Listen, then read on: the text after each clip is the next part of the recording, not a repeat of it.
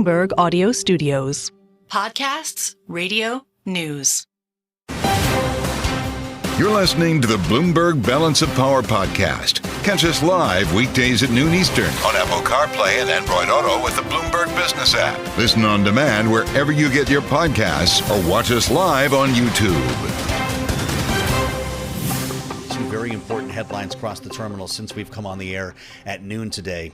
The Pentagon deploying a few thousand, as they term it, few thousand more forces to the Mideast, saying as well that they do believe that a possible ground incursion by Israel into Lebanon is imminent. Those two lines coming from a spokesperson at the Pentagon earlier today, and we're glad to have Natasha Hall back with us, senior fellow with the Middle East program at the Center for Strategic and International Studies, CSIS. Natasha, welcome back. How important are the next 24 hours here to determining the next phase in what appears to be a wider war? I would say unprecedented, but I feel like we've been using that word a little too much in the past few months. We've just seen unprecedented attacks from Israel on Lebanon, including the assassination of longtime leader Hassan Nasrallah in just the past 48 hours. And now intelligence coming in that Israeli is launching ground incursions into Lebanon, and remains to be seen if this will be part of a larger ground invasion. And really what the end of game is for this. Does it mean occupation of southern Lebanon, as Israel has done before? So very, very scary times up ahead. But I suspect that they will continue for the foreseeable future, and not just the next 24 hours, as Israel's adversaries sort of recuperate and rethink their strategy as they've suffered enormous losses in the past couple of weeks. Well, to that exact point, Natasha, it's not just Nasrallah that has been killed, but a number of top commanders for Hezbollah. Obviously, we saw the explosions earlier this month that took out walkie-talkies and pagers, things that they were using to communicate. How capable is Hezbollah of fighting off a potential ground invasion that Israel may choose to pursue? Or are they likely to be fortified or more willing to go to drastic measures to retaliate because they've taken such heavy losses? There's the short-term game, and then there's the long-term game here. So I think that Hezbollah has a lot of territory to recuperate on, including in Syria, where they have forces as well. But in the near term, it will be very difficult for them to mount an attack on Israel. That said, if Israel decides to actually mount an invasion into Lebanon, they will be mounting an invasion into a country that Hezbollah has had about 18 years to prepare for. So we're talking about tunnel networks. We're talking about still tens of thousands of troops. And frankly, Israel's actions in the past year have created a really limitless supply of soldiers, both in the region and beyond. So again, I think it's more than the next 24 hours that we're witnessing very sort of scary escalation. Sure sounds like it. And when we hear from the Pentagon, Natasha, that we're deploying what they call a few thousand more forces in the Mideast, is this about force protection for Israel? Are we concerned about this escalating to the point where we're going to have Americans actively involved in helping to defend Israel, whether it be in the air or on the ground? And who are these forces? What are they going for? Well, it's not just these thousands of forces. There's two carrier strike groups, one in the Mediterranean and one in the Red Sea. Why do we need so more? This is a very... Yes, and there's overwhelming force posture on behalf of the United States. I am guessing that the United States wants to avoid any kind of direct alliance with Israel on this, but will provide them with the necessary weapons, including the bomb that took out Hassan Nasrallah just a couple of days ago. So I think that the United States wants to avoid an escalation in which they will have to take a direct part in, as Iran has over the past few months. But it remains to be seen if they will be dragged into a more full-fledged war. But I suspect that they will, talk to U.S. citizens on the ground throughout the region to evacuate and try to defend assets throughout the region as well. Well, we heard President Biden, he was asked about this when speaking from the White House earlier today. He was asked if he was aware of and comfortable with Israel's plan for a limited ground invasion of Lebanon. He said, "I'm more aware than you might know, and I'm comfortable with them stopping. We should have a ceasefire now. Do you see any incentive for Israel to agree to a short-term ceasefire at this point, or for Hezbollah to do the same? We've been hearing the same thing from the White House for months now on Gaza and on Lebanon. And supposedly U.S. diplomats have been working tirelessly for a ceasefire on both fronts for months now. But we also haven't seen any kind of tangible leverage being used with Israel to get to that ceasefire. And it looks like we've just seen Israel escalate more and more each day, each hour, but very little on the U.S. side to really curb or rein in Israel. In fact, as you mentioned, thousands more troops being deployed, carrier strike groups. It looks like they're defending Israel, that this is their war, essentially. And so I think it remains to be seen if Israel themselves will take the decision to launch a full-scale ground invasion of Lebanon. But it does not seem as though the United States is willing to really rein in Israeli actions at this time or any time prior. Well, you just answered my next question as the administration attempts to influence the outcome here. Natasha, I'm curious as well about the day after. Lebanon is not Gaza, and I wonder if Israel has a plan, if it were in fact to destroy or decimate, somehow eliminate Hezbollah, a plan to deal with the nation that would be left over.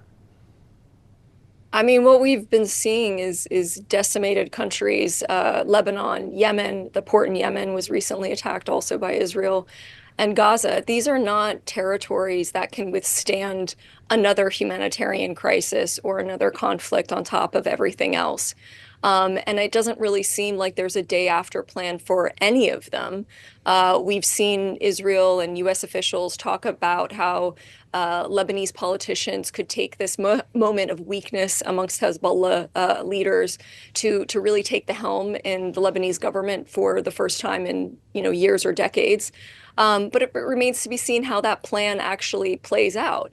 Hezbollah is still the most powerful force on the ground, and they will assassinate leaders that go against them, and they've been known to do so in the past. So I think just calling on Lebanese leaders to stand up to Hezbollah is not going to be enough for a day after. And we've already seen hundreds of thousands of people internally displaced, some of whom are actually going into war-torn Syria right now for refuge. Natasha, we have less than a minute left, but what do you expect Iran to do next? Iran has been very disappointing, I would say, probably for Hezbollah at this time and many of its constituents. We have not seen any kind of real retaliation for many of the attacks that have taken place over the past few weeks and months. And I suspect that Iranian leaders are sort of scared to mount any kind of major retaliation. That said, there is a fear that if proxy militias are so weakened that Iran will look to deterrence from other means, like the nuclear, their nuclear weapons arsenal. Frightening to consider. Natasha, thank you so much for joining us. Natasha Hall, Senior Fellow with the Middle East Program at the Center for Strategic and International Studies. Thank you so much as we cast our eyes abroad, but we'll look here at home next at the aftermath of Hurricane Helene. Stay with us on Bloomberg TV and radio. You're listening to the Bloomberg Balance of Power podcast. Catch us live weekdays at noon Eastern on Apple CarPlay and Android Auto with the Bloomberg Business app. You can also listen live on Amazon Alexa from our flagship New York station. Just say, Alexa, play Bloomberg 1130. I'm Joe Mathieu at Bloomberg World Headquarters in New York. Kailey, Leinz in Washington, D.C. will both be here tomorrow for the vice presidential debate, and we'll be talking more about that, of course, as we get a bit closer with, of course, a massive storm on our hands that has left massive destruction. Helene, it appears, will be on the Mount Rushmore of severe storms, and I don't mean that in a good way, joining Katrina and Sandy, the top 5 most damaging storms, with AccuWeather now estimating losses at $145 to $160 billion. Kailey, I suspect this is going to come up at the debate tomorrow night. It's, of course, impacting the campaign trail. Donald Trump is in Georgia today.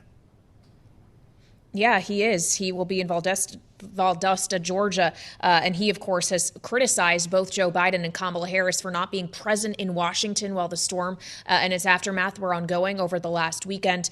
Joe Biden was in Delaware. Harris was in California, though both have said when it is not going to be disruptive to make a visit to affected areas, they do intend to do so later this week, Joe. Well, I'll tell you what, the scenes are horrifying with the level of damage, destruction, and death that we've seen. And Bloomberg's Lauren Rosenthal is watching this for us and joins me here in New York with a little bit more information before we bring in our panel for the political implications here. Lauren, it's great to see you. Thank you for joining. When we're talking about the top 5 storms, that really puts this in perspective. Were we prepared?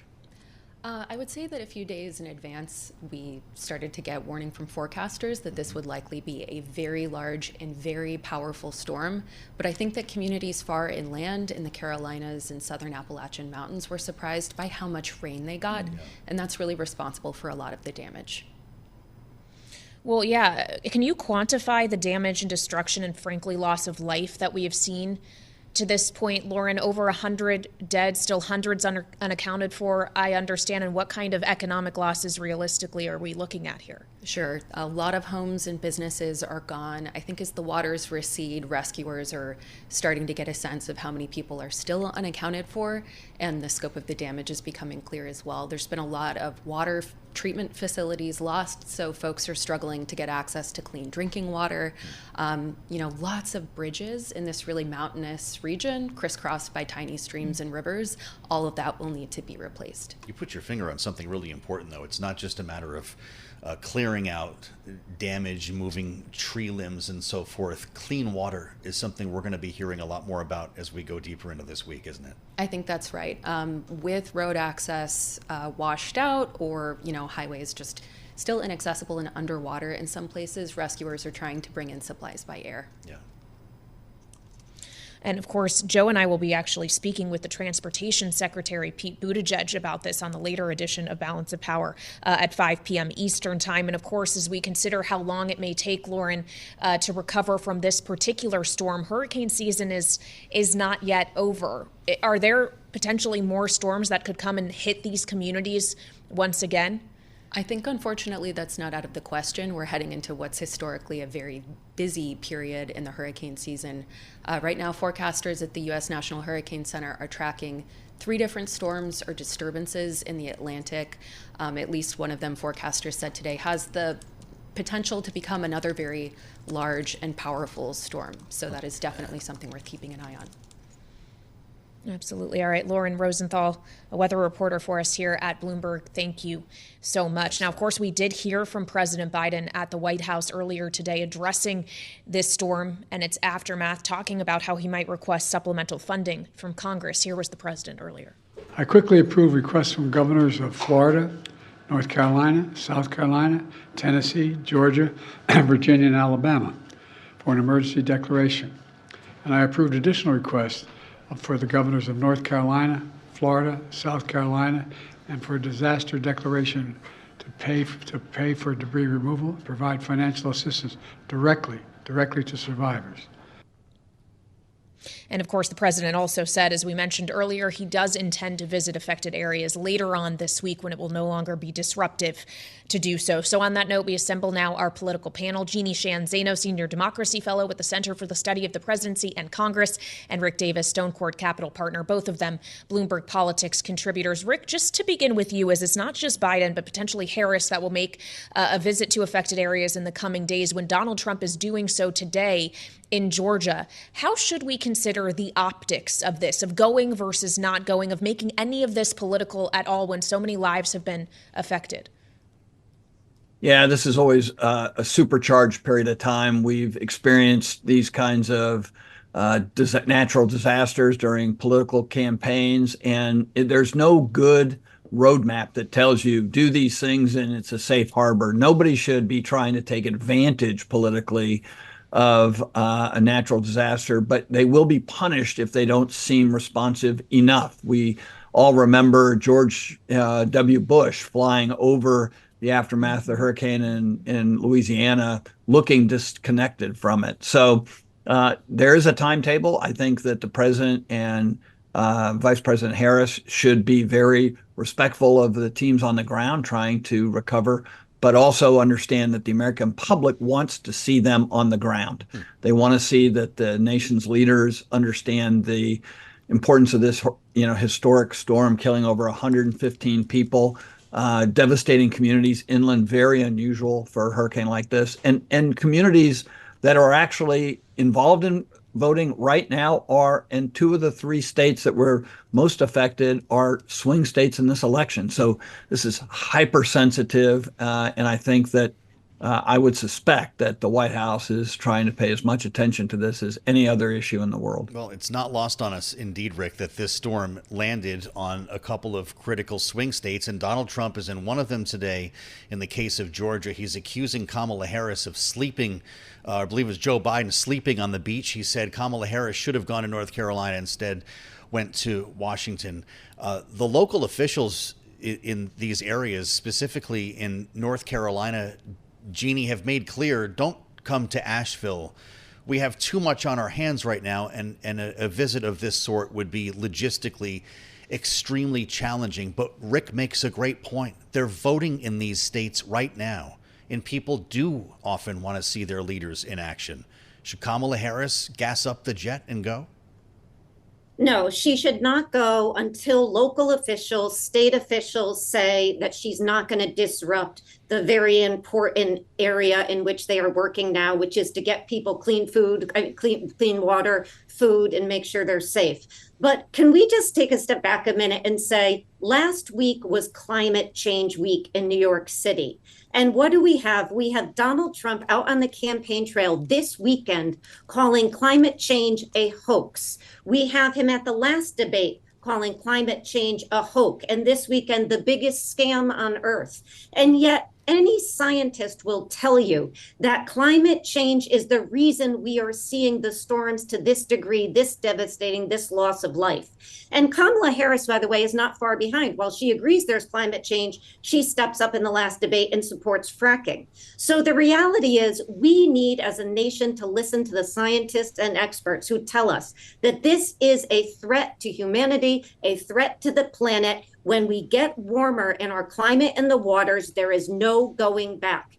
And that's where we are at this point. So I think, politics aside on all of this, it's sort of a pox on all of their houses. Let's get real on the issue that's affecting all of us and will affect our children and our grandchildren, our planets, which is climate change. And we need to take the threat from the experts very, very seriously. And neither side is doing that right now to the degree they should. Well, and it has been pointed out in the last several days that Project 2025 would call for the downsizing of the National Oceanic and Atmospheric Administration, NOAA, which, of course, is a tracker of these storms. We should note Donald Trump has made it very clear that he has tried to distance himself from Project 2025, but that has been a point of discussion this week. There's another element to this as well, and President Biden did speak to this at the White House when he was asked about a supplemental funding request of Congress. He was asked, are you going to need to call them back for a special session? Because, Jeanne, the lawmakers who have the power to secure more funding for the areas that need it aren't planning to be back in Washington until after the election in mid-November. Those are members who are running races as well, trying to win them of their own. How does that look to your constituents if you aren't even in town to do the important work of helping areas recover from a devastation of a natural disaster?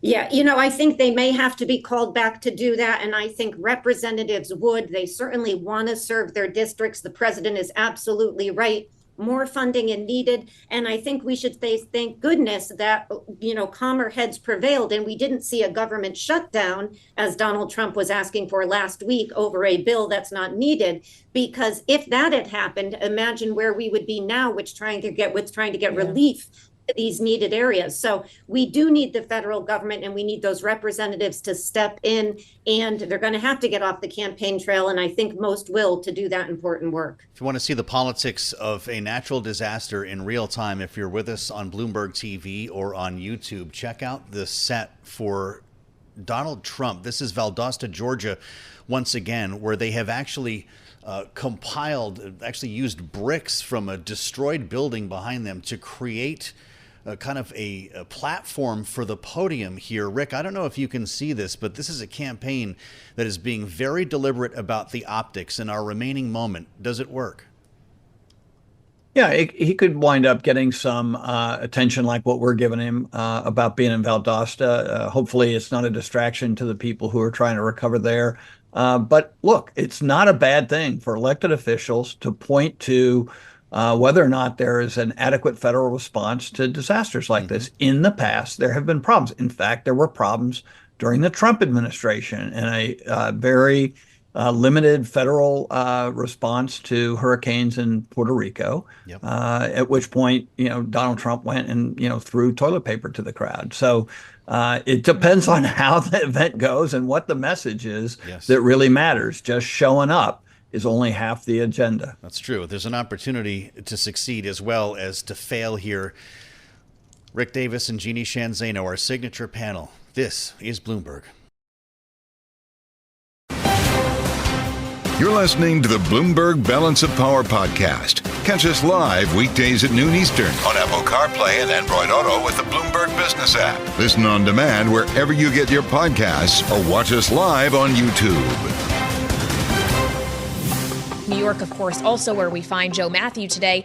And while I'm in Washington for now, I'll be heading up there later on. And there's a reason for that. It's because the Big Apple is hosting the big event tomorrow night. New York City is where the vice presidential debate will take place between J.D. Vance and Tim Walz. It, of course, will be on CBS, and it's going to look and sound perhaps a little bit different than the presidential debate we saw on ABC just a few weeks ago, Joe. The moderators will not be fact-checking, and the mics will be hot the entire time. What happened to the muted microphones? I thought that was the go forward. I guess No if more. Donald Trump isn't there, we do it a little bit differently. So I guess a little more traditional in that sense, but again, they're also going to be standing in a TV studio without an audience, which brings its own set of challenges here, Kailey, for two very different candidates than Donald Trump and Kamala Harris. Certainly, J.D. Vance has a bit more experience here. Tim Walz has been at least floating this idea that he's very nervous. Do you think he's gaming the crowd here or what?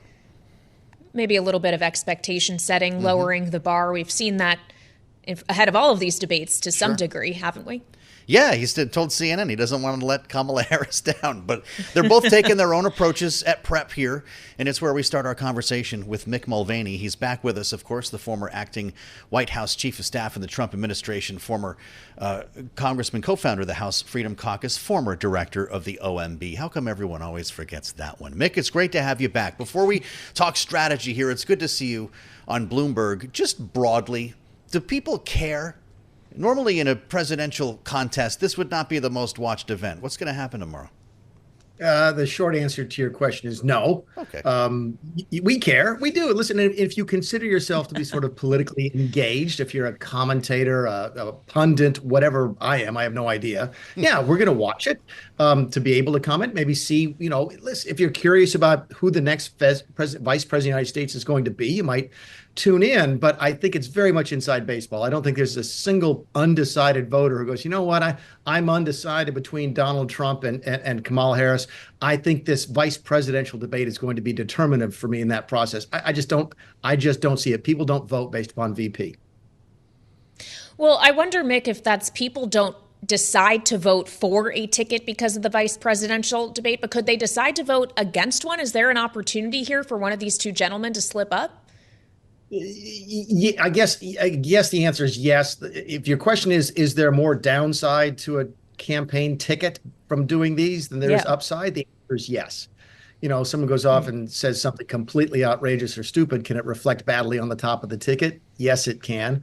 But I mean, look back over we remember these for what? We remember these for when, was it Lloyd Benson said that Daniel wasn't John Kennedy? Did that move any votes? We remember when Mike Pence had a fly on his forehead. Does that move any votes? We don't remember these for the deep policy sort of discussions. Made the fly really famous. Though, Mick, I guess that means everyone's going to come packing with a one-liner tomorrow night. They're going to try to do the Lloyd Benson moment, right? The mics are going to be unmuted. This actually could be a little feisty. Everybody's looking for their viral moment. And look, if I was a betting man on who I think might be better on their feet, and again, I know both these guys. I do not know JD nearly as well as I know Tim. I like both of these guys. I really like Tim a lot. We shared a locker or right next to each other in the gym for 6 years. He's a nice guy. But if I had to put money on who's going to be better on their feet with the quippy one-liners, it's going to be JD. Why is that? Keep in mind, one of the reasons they say that the Democrats hired Walz, but he's so good on interviews and on TV, but they haven't let him do many of those since he's been sort of picked as the VP. JD has. He's gone on unfriendly media outlets, and he's gotten a lot of tough questions. My guess is that J.D. Vance will not get a question tonight that he hasn't been asked several times, or tomorrow night, that he hasn't been asked several times. It's possible that Tim Walz is. And if you get caught off guard or off balance, that's when those viral negative moments might spring up. I am curious to hear more about your gym situation with now Governor Tim Walz, Mick, but Did you say you shared a locker? Okay, no, Joe really wants to know. Yeah, I don't. How do you? So tell us more, Mick. I need to hear this. Since this is off the record, I know, no one cares. Absolutely, about what I say. We won't tell anybody. Absolutely. My line is that I've seen Tim Walz naked more than his wife has. Okay. So, yeah. Okay. So, yeah. We had the lockers next to each other in the house gym for 6 years. He's a lovely guy, but I mean, listen. We can talk a long time another day about how Democrats and Republicans actually behave towards each other in the House. It's not at all what the media, more broadly, would have you think. We are friends. We still communicate with each other. I wish him well. I hope he loses. How about that? Back to you, fair Kailey. enough, and that is a good reminder, Mick. If we could talk about the substance, the issues some of these two will be debating, there's questions that are around things like, say, immigration, knowing that has been a perceived weakness for the Democratic ticket specifically, but J.D. Vance has gotten a lot of flack in recent weeks for continuing to propagate a lie about Haitian immigrants in Springfield, Ohio, eating cats and dogs. Does he need to disavow that on the debate stage tomorrow night, Mick? I don't know what disavowing does. I mean, if there's damage, it's already been done. If you come in and disavow it, I'm not sure that helps much. But you raise a good point on immigration. I'm not sure why Kamala Harris went to the border this week. And I know that's not your question, Kailey, but it ties into this larger issue. This is an issue that the Democrats are weaker on than the Republicans. I equate it to her going to the border right before the election, so a couple weeks before the election, to Donald Trump going to Pennsylvania and talking about nothing but abortion for an hour and a half. Why draw attention to the issues that are not your strength? I get it. It's a big deal in Arizona. It's a big deal in Nevada. She sort of has to go down there eventually. Maybe she's, insulating herself against a charge going forward that she's never been to the border. But why the Democrats draw attention to it, I don't get it. Because it's not an issue they are going to win on. They're doing better on the economy, by the way, according to the polling data. I still think they trail Donald Trump pretty significantly on the economy, but the trend lines are good for them. So why they're not talking about that or abortion or the other issues they're good about? My guess is if Tim Walz gets an immigration question, he will mention exactly what you did very briefly and then try and pivot to something else. Probably talk about how there was going to be a Senate bill that Donald Trump killed. That's the end of the discussion. What's the next question? Well, Donald Trump is talking about the debate here. He posted on Truth Social a little bit earlier, Mick. I will be doing a personal play-by-play of the debate tomorrow, he says, between the brilliant J.D. Vance and the highly inarticulate Tim Walz. He uses a nickname that's not for the family show. I don't know if it would have come up in the locker room. He writes, I hope that cognitively challenged lion Kamala Harris will be listening. And I mention that line because Donald Trump referred to her several times over the weekend as mentally impaired and mentally disabled. Mick, what do you make of this new line of attack and a culture that takes that charge pretty seriously? Look, we all talk about charges taken seriously. So let's isolate on this. Was it a smart thing to say? No, I'm not sure. Look, if you've decided, and it now appears as if both campaigns have decided this is a turnout election, that they're done. But that's not unusual. You focus on the middle, and then the last weeks, you just make sure your voters get up and vote. I'm not sure what calling her names does to motivate his base. If anything, it probably motivates her base to come out to vote against him. Again, you can sit there and sort of second guess Donald Trump all you want to. He's been successful running for president, so he's going to tell you he knows what he's doing. But I just don't know who that adds, because the right-wing base is already upset about it, and they're going to vote anyway. And is Trump just running the risk of motivating the base against him, which would be a bad thing? So look, we did the same thing with John McCain. I remember talking to him in the White House during 2019, getting ready to go into 2020. He's beating up on McCain after he died. And it's like, boss, well, tell me the voter out there who wasn't with you, who says, you know what, I wasn't with this Trump guy, but now that he's beating up on a popular dead senator, now I'm going to vote for him. Maybe there are people out there who were with you and now look at you and go, wait a second, I was going to vote for Trump, but now he's beating up on a senator I voted for 30 years. Maybe I won't vote. And he loses Arizona by 10 or 15,000 votes. So I don't understand it. But again, he's going to do what he wants to do. Well, fair enough, Mick. I think we certainly have seen that as we continually get reporting that advisors and people close to Trump are pushing him to talk about policy, and he thinks the personal attacks are still working for him quite well. I want to go back to something you were saying, though, about how you think Harris and Walz should be talking more about the economy as they seem to be on an upward trajectory, and how voters feel about them handling that issue as of late, knowing just a few minutes from now we are expected to hear from the Fed chair, Jay Powell, who was set to speak at the National Association for Business Economics annual meeting in Nashville. The Fed just cut rates.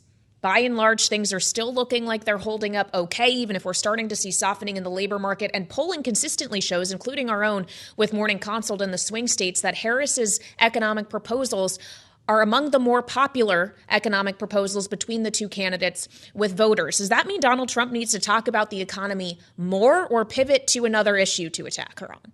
No, I think what again, if you're advising Trump and he's watching, he said, look, I still think the argument is this. I was in charge for 4 years. Okay. She's been in charge sort of for 4 years. Which of those 4 years was better for you? That's the argument, right? I don't think anybody cares much about policies. I saw some of her summary policies, and they're not very deep. You know, they're a mile wide and an inch deep. They're very high-minded, sort of helping the middle class. I get that. That's what I expect from folks at this point in the election. But I think Trump can talk about the economy more, but he doesn't need to go into specifics, and certainly doesn't need to be introducing things that make his own base scratch their heads, like capping interest rates on credit cards. Holy cow, that's a gut punch to conservatives like me, still voting for him. But I mean, you got to wonder what the heck is going on inside the campaign when they roll out that policy proposal, that level of specificity this close to the election. So look, she's trending in the right direction. If I'm her, what I'm saying is, look, inflation is coming down. It's a true statement. What I really think would be interesting, you talked about Jay Powell, is to someone ask him, if things are so good, why'd you cut 50 points? 50 basis points. The only two times they've done that recently was during the global financial crisis and the beginning of COVID. So what did they see in the data that prompted them to cut 50 basis points? I'm not sure. Maybe somebody's asked that question. I'm not seeing the answer yet. But if I'm the Harris campaign, that worries me, because that's what's in there that might pop up between now and November. Well, and by the way, I think the answer might be this dock strike that might start tomorrow. That could be the October surprise that was just sitting out for everybody to see. If that leads to supply chain difficulties between now and November, that could be a problem for the incumbent party. That's an excellent point. Mick Mulvaney, former OMB director, former acting chief of staff in the Trump White House, co-founder of the Freedom Caucus, former congressman. Thank you, as always, for joining us here on Bloomberg TV and radio. And that is an important point, Joe, as we await the words of Chairman Powell. Talk about the economy hanging in there for now, inflation being lower. You have a dock worker strike that potentially could disrupt supply chains, cause freight rates to go higher. And, of course, we're dealing with potentially tens of billions of dollars in economic damage from Hurricane Helene that just rolled through the southeast. Yep, it's pretty remarkable. As we mentioned, $5 billion a day was the cost put forth by analysts at JP Morgan Chase. The economic impact cannot be ignored here, Kailey. And if you're looking at Kamala Harris as an incumbent, there is inherent political risk here with what's likely to happen tomorrow. You're listening to the Bloomberg Balance of Power podcast. Catch us live weekdays at noon Eastern on Apple CarPlay and Android Auto with the Bloomberg Business app. You can also listen live on Amazon Alexa from our flagship New York station. Just say, Alexa, play Bloomberg 1130. We're talking again about a massive potential economic impact here. More than a dozen ports collectively handling about half of the imports that reach the United States hand here. Thank you so much, Danny. We'll connect with Danny Berger a little bit later on in the broadcast. If you're listening to us here on the radio, I think we can all agree that that truck behind Danny was going in reverse. As we turn our attention to the campaign, I mentioned it's all about the hurricane today, and that is diverting attention from the presidential campaign, from their travel schedules. And you're going to be hearing a lot more from Donald Trump a little bit later on in Georgia. But we got another deluge of polls over the weekend, and we are kind of drowning in numbers right now that gives us an opportunity on this Monday to pull up the jet just a little bit and get a 30,000-foot view. And we love doing that with Cliff Young, a pollster, but also a political analyst and president of U.S. Public Affairs at Ipsos. He's with us live from our Washington studios with a boatload of new data that might really reinforce the idea that not only is the economy the number one issue in this campaign, I think we've established that with Cliff, but some strides being made right now by the Harris campaign in catching up with Donald Trump. Cliff Young, welcome back. Let's start broadly here in the baseline as we stare down the barrel of basically the final month, 36 days to the election. We've established that the economy is going to be the number one issue. How are these two candidates doing when it comes to trust in handling the economy? Yeah, the battle right now is about the framing of the economy. What is it? What does it mean? And what does it mean to voters? And the two campaigns are at sort of two different points of the spectrum on that. On the one hand, you have Trump and his campaign wanting to talk about inflation, wanting to talk about throw the bums out because of inflation, a very simple kind of contrast. And you have the Harris campaign trying to look forward, trying to talk about future economic opportunities for all Americans. And this is the dispute today. The campaign, in my mind, that wins this framing debate, wins this framing dispute, will take the White House. You have some really interesting numbers here, and it almost has to do with the way that you're asking the question about the economy. We can get really specific about inflation, for instance, or we can just talk about your financial well-being. You've asked a couple of questions here, Cliff, and I'd love for you to walk us through this. When looking at things you want in the next president, let's be specific about the way you're asking in your poll. Which of the following is most important to you? Building an economy that gives every American a chance to succeed. 21% chose that number one issue here, and it's D plus 23 in the margin favoring Kamala Harris. When you ask the question, which of the following is most important to you, and in the case of inflation here, getting costs and inflation under control comes in at 17%, but that's advantage Donald Trump, plus 33. How do you rationalize those two? Yeah, two things can exist in people's head at any one given time, but this goes back to my initial point. The campaign, the election will be decided upon who best frames the issue of the economy. Mm-hmm. As we can see, the number one issue today for Americans is the economy writ large. If it's framed on the Harris side, that you're looking towards the future, looking for a greater opportunity for all Americans, she will take the election. If Donald Trump is successful and he puts it in terms of change election where inflation has really affected negatively Americans, he will take it. And the data just reinforces that overall point. So with the advantage that we've seen sort of turning to Kamala Harris on this issue, either closing the gap, catching up with, or in some cases topping Donald Trump within the margin of error, specifically on the issue of the economy, then suggests that she's doing a better job framing this issue. That is your point when it comes to messaging to voters. Yeah, I would say today the Harris campaign is much more effective at framing the issue of the economy than the Trump campaign is. Now, obviously, we have some time to go, but at this point right now, the Harris campaign is much more effective. And I would just add to that point, it was because of the sequence of events, the assassination attempt, the historically bad debate, Biden stepping out, that gave a moment for voters to reflect, to pause, and to think about who they're going to vote for. And Harris and her campaign were much more effective at filling that vacuum. Okay, so talk to us about the debate tomorrow night then. We've got the running mates. Granted, they probably will not have the boffo ratings that we saw the presidential candidates at 67 million viewers.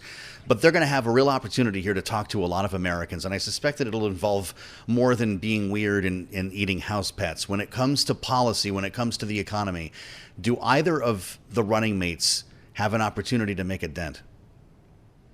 Yeah, I would say perhaps on the margins, typically not. But I often look at debates as a metaphor for the relative efficacy of each campaign. I'll be looking for who is more on message, who is more able to hammer home the economy issue, who is more able to frame to their advantage the issue of the economy as laid out in our conversation here. Mm-hmm. So I'll be looking for those things specifically. Whether that has an impact on the actual polls themselves, probably not. But it will say a lot about the relative efficiency, again, of each campaign.